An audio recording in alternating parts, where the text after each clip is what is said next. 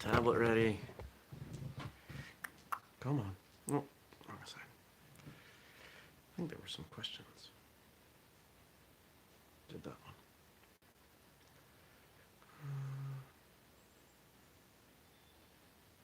Oh, we got questions. All right. Good morning, everybody. Welcome. Today is Friday, July 5th, 2019. My name's Jeremy, and this is my first cup of coffee, which I have not yet drained. Doing that now. And here we go. So, there was no show yesterday. You probably thought there was no show because it was a holiday. I got up, I had every intention of doing the show, and I immediately went back to bed because I was sick as a dog.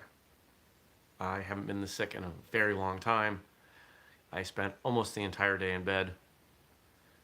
I was up from like 7 to 9, and then I was in bed from 9 to 3. And then I was up from 3 to 9. So I was awake for what, 8 hours yesterday? That was it. And those awake hours were spent pretty much right here on this couch. I still feel terribly. I have no idea how I'm going to get through today because, well, I do. I'm going to have to do what I can do. Right? That's all we can do. Do what you can with what you have where you're at. And I don't have a lot. My brain is not working, but I am definitely feeling better. I hope I do continue to get better. So, yeah.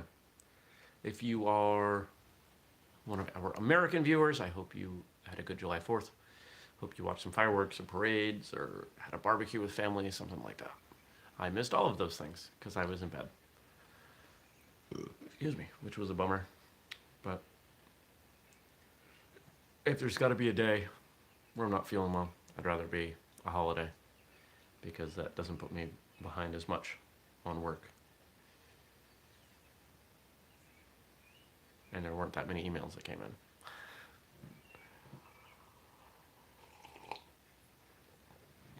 I definitely need a shower. I'm going to shower after this.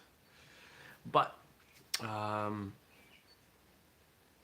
so that was yesterday. Wednesday had my meeting. The meeting went really well. Some good things came out of it. Some future things coming out of it, it looks like. And today unfortunately, unless I somehow get a lot better very soon, will not be going to Kempo, which really stinks because this was going to be the first time I could go to Kempo in like a month and a half. But I'm going to try, get my fingers crossed. And we do have some questions to answer. So I'm going to do my best on these, even though my brain's not working so well. So just bear with me. Why do you think America has half the participation rate in martial arts compared to the rest of the world? I don't think it's any one reason. I think it's this idea that martial arts is for kids. I don't think we as a culture value martial arts.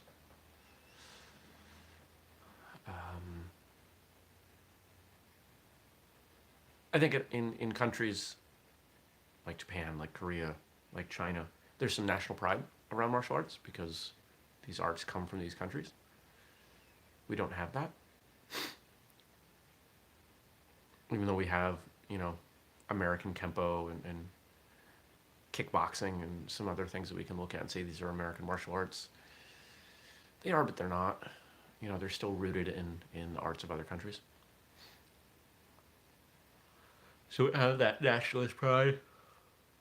And I think there's just more things competing for attention in this country.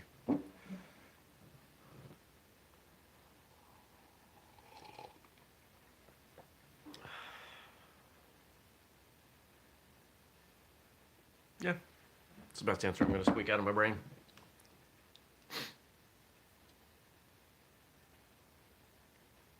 What is the most revolutionary thing you've seen happen in the martial arts in your lifetime?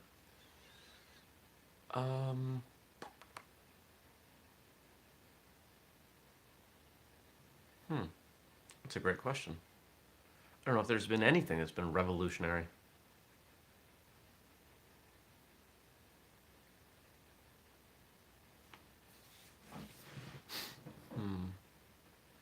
There's better quality uniforms, better quality equipment. I don't think that's revolutionary. I think applying some of the business systems, professional business approaches to martial arts has led to some schools growing tremendously and people realizing that being a martial arts instructor doesn't have to mean that you have, a full-time job, that you can make good money teaching martial arts and owning a school. I think that's the most revolutionary thing.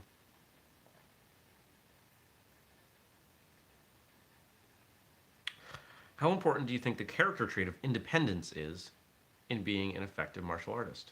How important is being independent in being a successful martial artist, effective martial artist? I don't know that it's necessary. I think it just tends to happen. I think people who gravitate to martial arts are independently minded folks. I think they like figuring out their own way. Oh, maybe that is it. By being independent, you test things, you test theories, you try things, and that leads to growth and success. So I think it's important, but I don't think it's huge, because there are plenty of effective martial artists who aren't independently minded. They are excellent students. They do exactly what they're told. Yeah.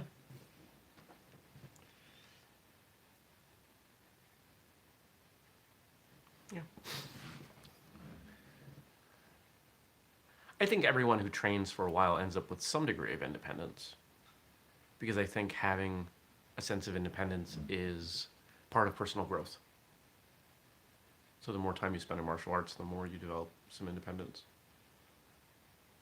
So,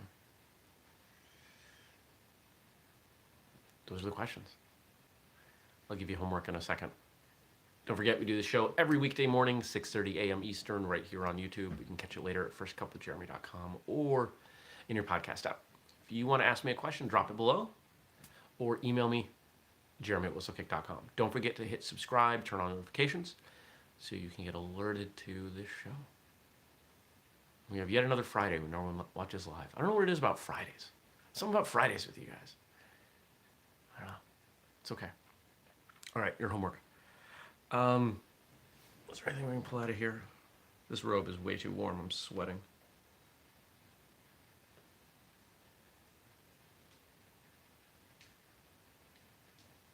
I don't have homework for you.